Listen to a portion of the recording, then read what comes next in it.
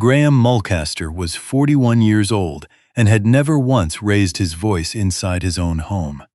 Not when the pipes froze during that brutal February in Canada. Not when the renovation contractor vanished mid-kitchen with half the deposit.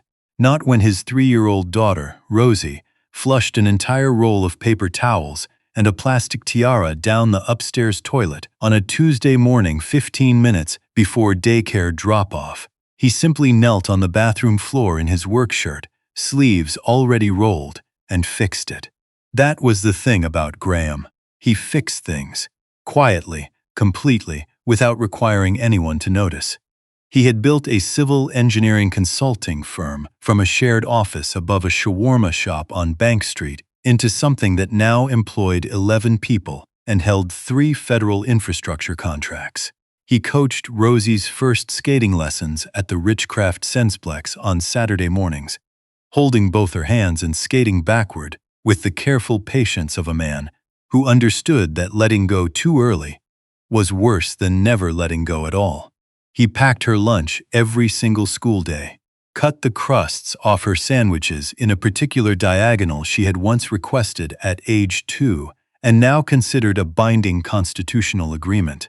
He was the kind of father who memorized which stuffed animal needed to be in the car seat for the drive to Grandma's and which one was designated for sleeping purposes only, and understood that confusing the two was a violation of a seriousness no adult could fully appreciate. His mother, a retired school librarian from Almonte, had told him once, while they sat together on her back porch, watching the Mississippi River slide past in the late afternoon light, "The men who talk the most about being strong are usually the ones most afraid of being seen." Graham had carried that sentence the way some people carry a compass, not because it pointed him anywhere specific, but because it reminded him which direction was north when the landscape stopped making sense. Then, on a Sunday afternoon in late June, at his daughter's 3rd birthday party in the backyard of his in-laws' house in Manotick, his wife Lydia set a manila envelope on the picnic table beside the birthday cake and said, loud enough for every person on that patio to hear, "Open your present, Graham. I think it's time everyone here knew the truth." She was smiling when she said it, the particular smile of a person who has rehearsed a moment so thoroughly that the performance has replaced whatever feeling originally motivated it. Psychologists call this affective forecasting, the act of pre-living an emotional event so completely that the actual experience becomes a ceremony rather than a surprise. Lydia had been rehearsing this ceremony for a long time. What she had not rehearsed, what she had not even considered possible, was that Graham had been awake for the last 8 months, and that the envelope she was handing him was not a weapon. It was a key to a door she did not know he had already built, locked and bolted from the other side. But we need to go back, because the story of how Graham Mulcaster came to sit at that picnic table with the calm, unhurried composure of a man reading a page he had already memorized begins 10 months earlier, in a pediatric clinic on Carling Avenue, on a Thursday morning in September, when the maples along the Rideau Canal were just beginning to turn. Rosie had come home from daycare with a low-grade fever and a cough that sounded worse than it probably was. Lydia was at a conference, or said she was. Graham left a site meeting early, picked Rosie up, and drove her to the walk-in clinic himself. Rosie sat on his lap in the waiting room, small and warm, her head resting against his collarbone, while she narrated a mostly fictional account of a caterpillar she had seen on the playground that morning. The caterpillar, according to Rosie, had opinions about the weather and preferred Tuesdays. The doctor ordered routine blood work, nothing alarming. Standard protocol for recurrent fevers in toddlers. Graham held Rosie's hand through the draw and bought her a chocolate milk from the vending machine afterward. 2 days later, the clinic called. The results were straightforward, the doctor said, but there was one anomaly worth discussing in person. Graham sat across from Dr. Enkem Achebe in a small office that smelled faintly of hand sanitizer and whatever someone had microwaved for lunch in the room next door. The doctor folded his hands. Mr. Mulcaster, Rosie's blood type came back as AB positive. You're listed as O negative. Her mother is listed as A positive. An O negative father cannot produce an AB positive child. It's a genetic impossibility. 4 seconds. Graham sat with that sentence for exactly 4 seconds. Long enough for the room to go very quiet. Long enough for something foundational to shift. Not break, shift. The way a house settles on its foundation after a frost heave, still standing. But different now, in a way you can feel through the floorboards. He thanked the doctor. He walked to the car. He buckled Rosie into her seat. She had fallen asleep, holding the empty chocolate milk carton like a talisman. He drove north on Moody Drive toward home, and somewhere around the intersection with Fallowfield, without fully deciding to, he pulled into the parking lot of a Tim Hortons and sat with the engine running, hands on the steering wheel, eyes on the middle distance. He did not call anyone. He did not cry. He sat in the particular stillness that arrives when a person of considerable internal discipline encounters information that threatens to overwhelm every system they have built to manage the world. Cognitive dissonance at its most acute. The mind holds two incompatible truths and refuses for a few suspended seconds to release either one. Truth 1. Rosie was his daughter. Truth 2. Rosie was not his daughter. Both were, in that moment, absolutely real. And the space between them was a silence so total it had its own texture. In the back seat, Rosie murmured something about the caterpillar. Graham exhaled, and then he began to think, because Graham Mulcaster had spent his entire professional life reading structural reports and identifying where the load-bearing failures were hiding before the collapse. He understood, on an intuitive and professional level, that the most dangerous cracks are the ones you cannot see from the surface. That evening, after Rosie was asleep, Graham lay in bed, listening to Lydia brush her teeth in the ensuite. The sound of the electric toothbrush. The tap running. The small domestic rhythms that had once meant safety and now meant something he had not yet fully named. She came to bed, smelling like eucalyptus face cream, and asked if the clinic had called back. Just a low-grade virus, nothing to worry about. His voice was perfectly even. She nodded, already reaching for her phone.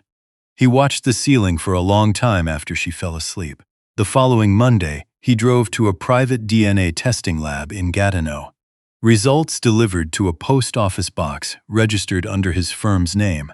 He booked 3 separate meetings with Harinder Baines, a family lawyer in Centretown whose reputation in Ottawa legal circles was built on preparation so thorough that opposing counsel routinely described the experience of facing him as unpleasant in a way that was difficult to object to. Each meeting was logged on Graham's calendar as a lunch with a subcontractor. He began restructuring his finances. 40% of his personal assets moved into an in-trust account with Rosie's name on the documents, entirely separate from any account Lydia could access. The firm's books, already meticulous, became airtight, because Graham understood documentation the way a structural engineer understands load calculations, not as a precaution, but as the difference between something standing and something falling. At home, nothing changed. He still made her coffee in the morning, the particular ratio of cream she preferred, poured into the blue mug she had bought in Stratford, the summer they saw a matinee of something neither of them could quite remember afterward. He still sat beside her on the couch on quiet evenings. He maintained the ordinary rhythms with the discipline of a man who understood that disrupting the surface would alert the very person he needed to remain unaware. Psychologists describe this as strategic emotional regulation, the conscious suppression of authentic affect in service of a long-term objective. It requires extraordinary energy.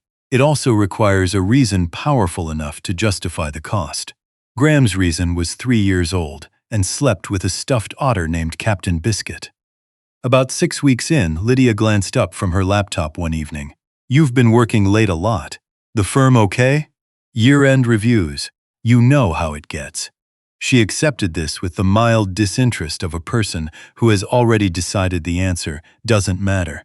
She went back to her screen. In Graham's mind, the structural report was nearly complete.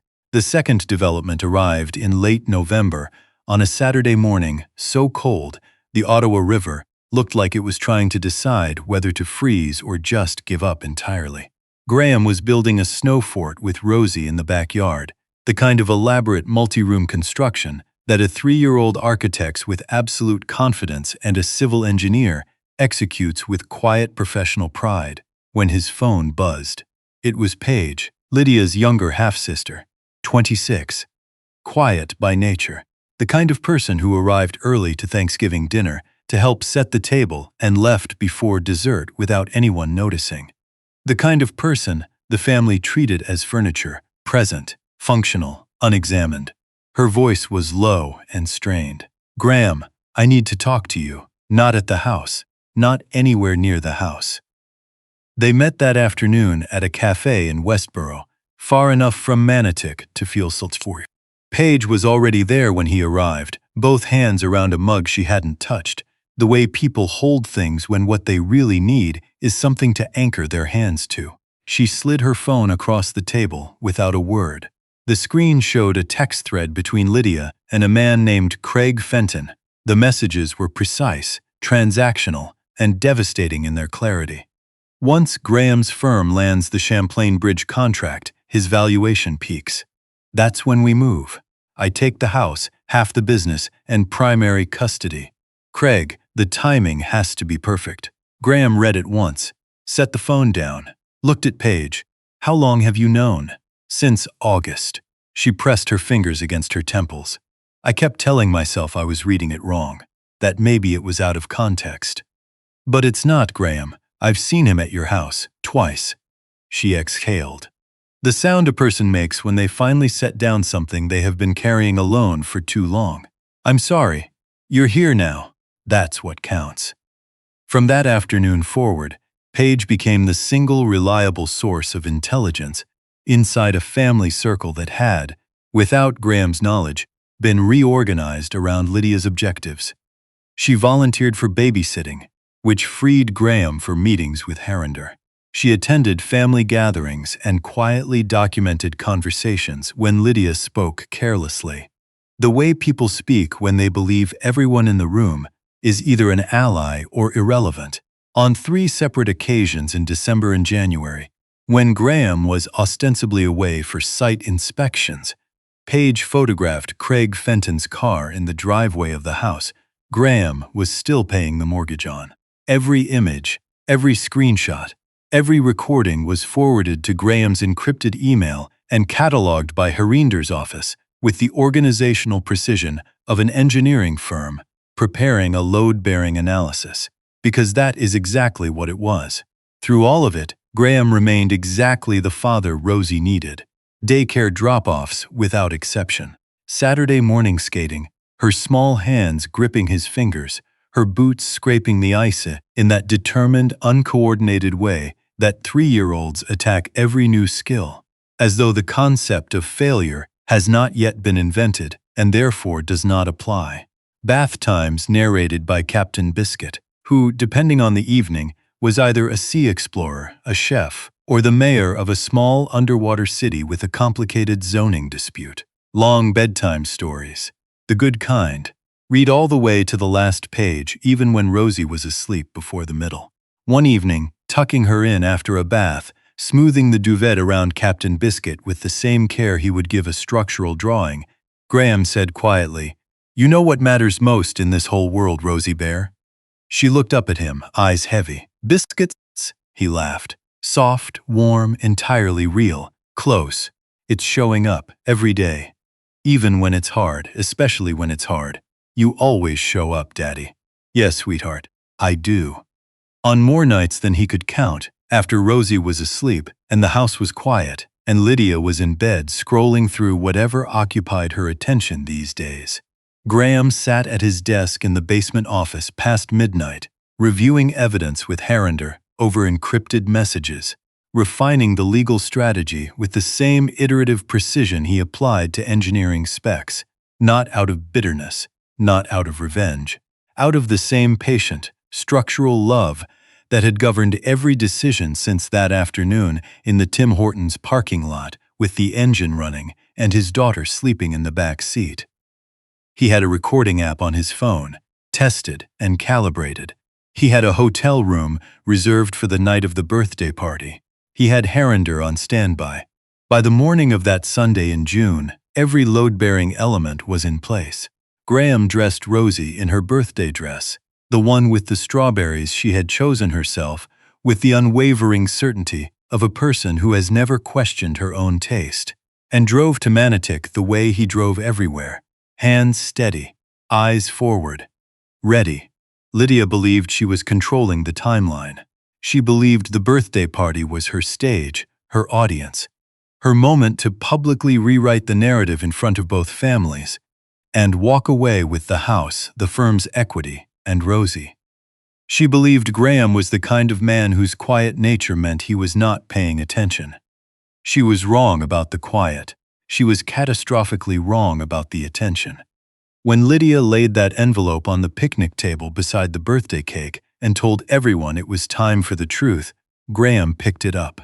He opened it without hurry. The DNA test result, the clinical language, 0 probability of paternity. He read it, folded it neatly, set it flat on the table, and looked up at his wife with the composed, unhurried expression of a man who has already read the structural report and knows exactly which wall is about to come down.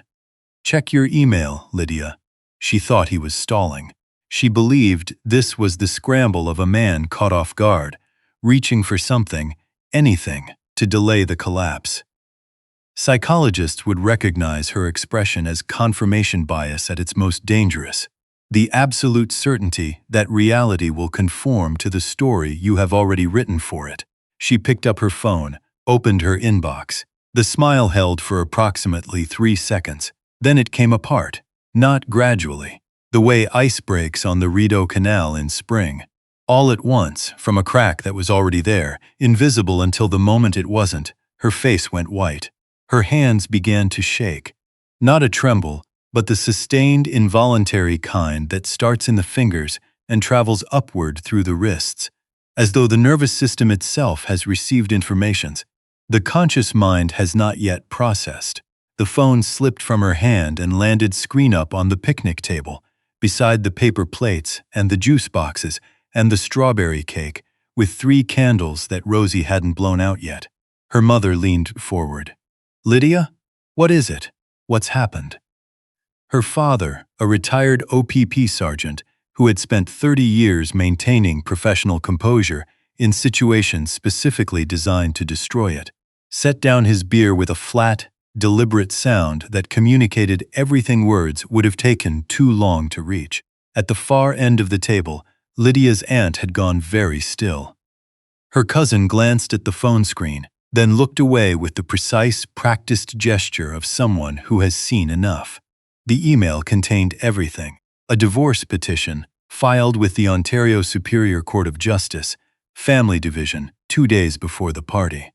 Graham had beaten her to the courthouse before she had reached for the envelope, a documented timeline spanning 5 years.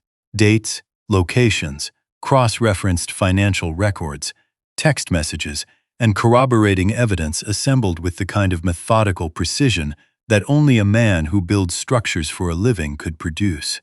Audio recordings, clearly labeled and organized by date. Lydia's own voice in conversations she had believed were entirely private, speaking with the frank transactional clarity of a person discussing a business arrangement rather than a marriage. "Rosie was never an accident. She was my insurance policy. If the firm takes off, I take half. If it doesn't, I still get the house and support. Either way, I'm covered." A screenshot of the message thread page had shown Graham at the cafe in Westboro in November. Lydia's own words, unmistakable, and at the bottom, a single line from Harinder Baines, barrister and solicitor. Emergency motion for interim custody of Rose Mulcaster filed as of 9:14 a.m. today. Accumulation appended. Graham stood up from the picnic table. No raised voice, no trembling hands, nothing performed. Just a man rising to his full height at a table that had gone absolutely silent. The kind of silence that falls when every person present understands that something has just shifted permanently, and the ground they were standing on a moment ago no longer exists in the shape they assumed. Everything you announced today, Lydia, I've known for 8 months. His voice was level and steady, the particular steadiness of a load-bearing wall that has been properly reinforced. Quiet, permanent, not emotional, structural. You believed you were controlling this. You weren't. And what you just did, publicly, in front of witnesses, with your own words on record, is exactly what the filing needed to establish pattern of conduct. He looked around the table once, not with anger, not with satisfaction, with the particular composure of a man who has already accepted the cost and no longer needs anyone's reaction to tell him whether the structure will hold. Then he picked up his phone, placed a gentle hand on Rosie's head. She was in the grass nearby, oblivious, showing Captain Biscuit to a cousin's toddler, with the generosity of a diplomat conducting high-level cultural exchange, and walked toward the side gate. No yelling, no broken plates, no parting words designed to wound, just the quiet click of the gate latch behind him, soft as a period at the end of a long, carefully constructed sentence. Outside, the June evening was warm and still. Somewhere down the street, a lawn sprinkler was running, the rhythmic tex-kexkus of water hitting pavement. The Rideau River moved slowly behind the row of houses, carrying whatever the day had given it without complaint. Graham called Harinder from the car. It's done. She made the declaration publicly. Family on both sides present as witnesses. The recording came through, every word. A pause. Then, with the measured satisfaction of a professional whose preparation has produced exactly the outcome it was designed to produce, get some rest.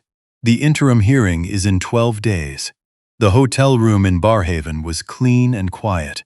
Graham ordered a club sandwich from the front desk and ate it sitting by the window, watching the last light fade over the suburb. No television, no music. He let the silence be what it was. He was not celebrating. He was not grieving. He was in the particular state that arrives when something you have been structurally supporting for a very long time is finally, carefully, and permanently set down.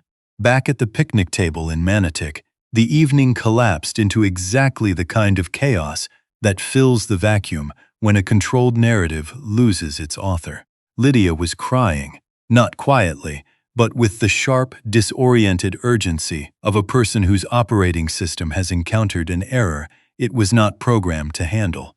Her mother was in the kitchen. Her father remained on the front porch, his back to the house, and did not come in. She called Craig Fenton 4 times before midnight. He did not answer.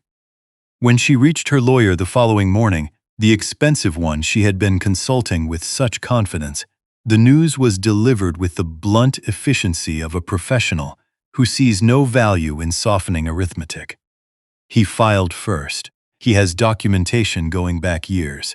He has audio recordings, and Paige Moreau-Chenier is listed as a witness for the petitioner.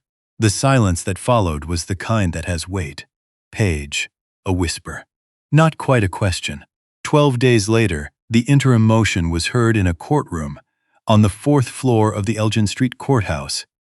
Lydia arrived composed, or attempting composition, the way a person applies concealer over something that is not, fundamentally, a surface problem. The judge assigned to the case was the Honorable Justice Margaret Oduya, 57 years old, 24 years on the family bench, a professional reputation that every lawyer in that building understood without needing to discuss it. She had no tolerance for wasted time, even less for children instrumentalized in adult proceedings. She opened the file. She began reading. Her expression did not improve. Harinder presented the DNA results first. Clinical, factual, and unambiguous. Then the affair timeline, a 5-year documented record assembled with the cross-referencing precision of a structural integrity report. Then the audio. Lydia's own voice filled the courtroom, clear as a church bell on a cold morning. Rosie was never an accident. She was my insurance policy. The court reporter's fingers paused on the keys, just for a fraction of a second. Paige was called to the stand. She came through the side door in a plain gray dress, hands clasped, looking younger than she usually did at family gatherings. She took the oath, sat down, and focused on a point somewhere between the bench and the back wall. In her own words, she described what she had witnessed, what she had heard, what she had documented. And near the end, her voice broke, once. But the courtroom heard it clearly. My sister discussed Rosie the way you'd discuss a line item in a budget forecast. She was the collateral, the fallback. If everything else failed, Rosie would guarantee she walked away with enough. She pressed her lips together. She is 3 years old. She follows Graham around the house like he's the center of the entire world. She calls him Daddy 40 times a day. She has no idea that any of this is happening, and she shouldn't have to. The room did not breathe. Justice Oduya set her pen down. She looked at Lydia for a long moment, not with theatrics, not with performed severity. The measured, unhurried look of a woman who has spent a quarter-century in these rooms and has no remaining patience for the version of events constructed to protect the person telling it. The evidence before this court establishes a clear and documented pattern in which the respondent deliberately used a minor child as a financial instrument in the planning of divorce proceedings. The respondent's own recorded language, insurance policy, is not a figure of speech. It reflects a conscious, sustained strategy that placed the child's welfare below an adult's financial calculation. She paused. Let that settle. The gavel came down. The rulings were read into the record. Interim primary residency to Graham Mulcaster, effective immediately. Supervised access for Lydia Mulcaster, 4 hours per week, in the presence of a court-appointed supervisor at a designated family center. Spousal support petition denied pending full hearing. Craig Fenton ordered to submit to court-directed paternity testing within 14 days. Each ruling arrived like a stone dropped into still water, and the ripples reached every corner of the room. Lydia sat through all of it without moving. Then, as the courtroom began its low, purposeful shuffle, she stood and crossed the distance between the two tables before her lawyer could stop her. Graham. He was placing documents into his bag. He looked up. Her composure was gone entirely. What remained was stripped down, unguarded, and smaller than anything he had seen in her before. I know I don't have the right to ask for anything. I just need you to know I was wrong. All of it. Harinder placed a quiet hand on Graham's arm, a professional reminder. Graham looked at her for 5 full seconds. He did not look angry. He did not look relieved. He looked at her the way a person looks at a building they once lived in that has been condemned, with full recognition, and with a settled, permanent kind of distance that has nothing to do with anger and everything to do with structural reality. He said nothing. He picked up his bag, gave Harinder a single nod, and walked toward the courtroom doors. Steady, unhurried, and entirely clear. Outside, the Ottawa sky was the high, clean blue that arrives when spring has finally committed to staying.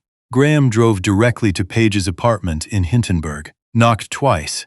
The door opened and Rosie came barreling down the hallway at top speed, Captain Biscuit in one hand, sneakers untied, hair escaping from whatever arrangement had been attempted that morning. Daddy, Daddy, Paige made me pancakes, and Captain Biscuit had some too, but only a little, because he's watching his figure. Graham dropped to one knee and caught her with both arms. He held on. The particular grip of a man who understands with absolute clarity what he came close to losing and has chosen, with full awareness of the cost, to keep choosing what he has. He closed his eyes. He breathed, "Hey, Rosie Bear, Daddy's right here." Paige stood in the doorway, arms folded, watching the two of them. She didn't say anything. She didn't need to. 3 months later, Lydia made her final miscalculation. Under the supervised access order, she was permitted 4 hours with Rosie on Saturday afternoons at a court-approved family center. She had attended 2 of the first 3 sessions. On a Wednesday afternoon in September, she drove to Rosie's daycare unannounced. No prior notice. No legal authorization. The center director, a woman named Mrs. Ouellet, 22 years in early childhood education, and a filing system that governed her professional life with the quiet authority of a federal regulation. Checked the file, found the flag, and called the emergency contact. Graham answered on the second ring. He was calm. He was already composing a message to Harinder before the call ended. The resulting hearing was brief. The documentation was complete. Justice Oduya reviewed the materials with the expression of a person who had issued a clear directive and watched it be disregarded. Supervised access revoked entirely. Full permanent custody granted to Graham Mulcaster. Lydia was formally advised that any further unauthorized contact attempts would be addressed as contempt of court. The divorce was finalized on a Thursday morning in late October. Graham signed the last documents in Harinder's office, a coffee at his elbow. The Gatineau Hills visible through the window in their full autumn color. The kind of view that reminds you that the world continues its ordinary business on days that feel significant only to the people living through them. Harinder shook his hand. You handled this with more discipline than almost anyone I've worked with. Graham considered the window for a moment. The maples along the canal were the exact color they had been the morning he sat in that clinic and heard the sentence that cracked his world open at the foundation. A full year. A complete rotation. I had someone to protect. That makes the decision simpler. Life found its rhythm in the quiet house on a residential street in Westboro. The kind with a front porch that caught the morning light and a backyard long enough for a real game of catch. Graham assembled Rosie's room before he touched his own. A bookshelf painted lavender that leaned slightly to the left, regardless of how many times he shimmed it. Glow-in-the-dark stars pressed into the ceiling. A small wooden sign above the door that read Captain Biscuit's quarters, which Rosie had commissioned with the administrative authority of a person who understood that naming a space was the first step toward owning it. One evening during bath time, Rosie looked up with the direct, unfiltered clarity that children deploy when they have been holding a question for longer than they intended. Daddy, why doesn't Mummy come to the house anymore? Graham sat on the edge of the tub. He did not reach for a quick answer. He let the question settle, the way a responsible person lets a stone come to rest before deciding what to build around it. Sometimes, Rosie Bear, grown-ups make choices that are too big to fix all at once. And when that happens, the best thing everyone can do is give each other some space and just keep loving the people right in front of them. Rosie considered this. Captain Biscuit slipped beneath the bubbles. She rescued him without breaking focus. You're the person right in front of me. That's right. And Captain Biscuit. And Captain Biscuit, obviously. She accepted this with the calm finality of a verdict and handed him the otter. Hold him. He's had a long day. Graham held the otter. He stayed on the edge of that tub for the rest of bath time, listening to Rosie narrate a maritime expedition involving a whale who ran a bakery, a disagreement over parking, and a storm caused by someone sneezing too hard at an inconvenient altitude. He was grateful, quietly, fully, and without reservation, for every single ordinary second of it. 8 months after the divorce was finalized, Graham met a woman named Annika at a community coding workshop for kids at the Centertown Library. He had almost not gone. He was tired that evening, not from lack of sleep, but from the particular exhaustion that follows months of sustained vigilance finally releasing its hold. The body does not immediately remember how to move without the weight it has been carrying. He stood in the parking lot for a full minute before walking through the door. Annika was 31, a children's speech-language pathologist who kept a collection of vintage lunchboxes in her office because, she explained, they made kids laugh. And a kid who is laughing is a kid whose jaw is relaxed enough to practice fricatives. She laughed the honest way, without editing at first. She listened with her full attention. And when Graham eventually told her about the divorce, she heard the whole answer, without stepping in to finish the parts she hadn't reached. She met Rosie on a Saturday afternoon at Mooney's Bay Park. a casual introduction that had required considerably more planning than it appeared to. Rosie studied her with the complete, solemn scrutiny that 3-year-olds apply to new people when they sense something important may be at stake. After approximately 3 minutes of evaluation, Rosie asked whether Annika knew any good otter books. Annika named 4 without pausing. Rosie approved. That was the beginning. It was a full year after the birthday party when Graham saw Lydia again. A Saturday morning in the cereal aisle at the Farm Boy on Merivale Road.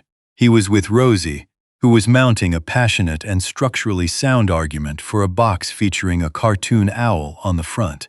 Graham was presenting a calm counterposition involving fiber content. He heard his name. He looked up. She was thinner, less polished.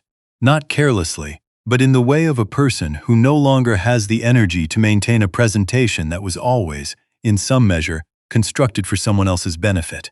A few items in her cart. She was alone, Graham.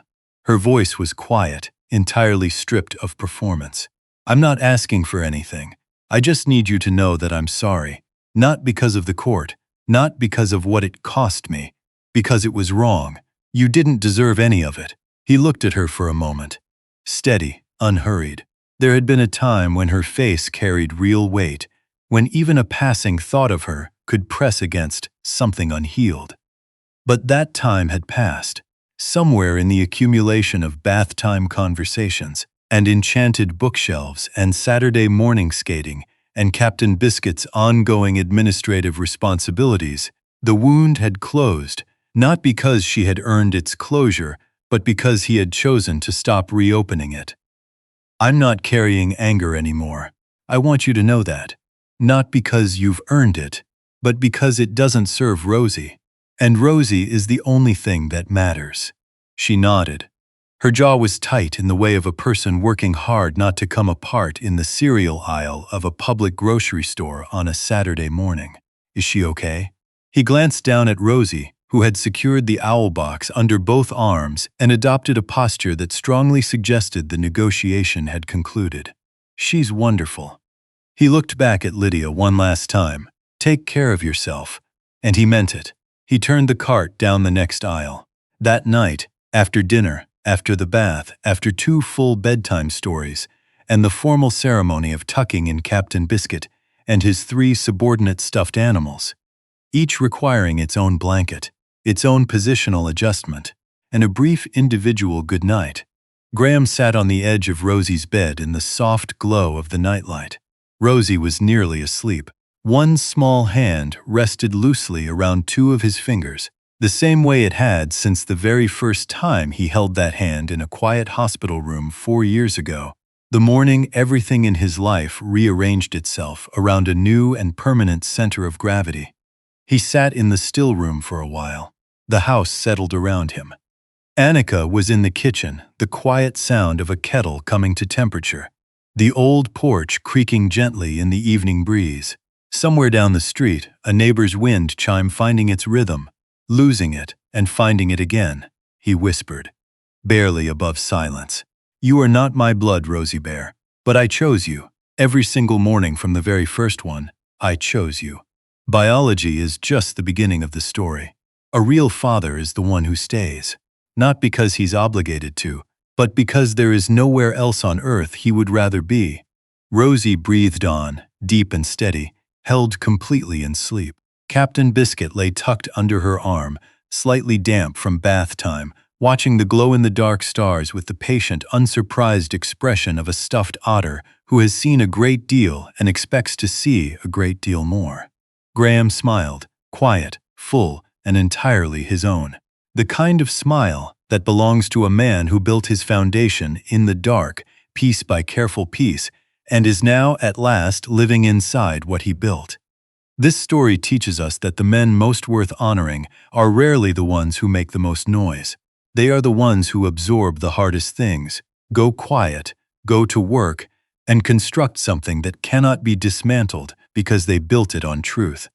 Graham Mulcaster did not prevail because he was without fault or feeling. He prevailed because he refused to let someone else's choices write the final word on his worth.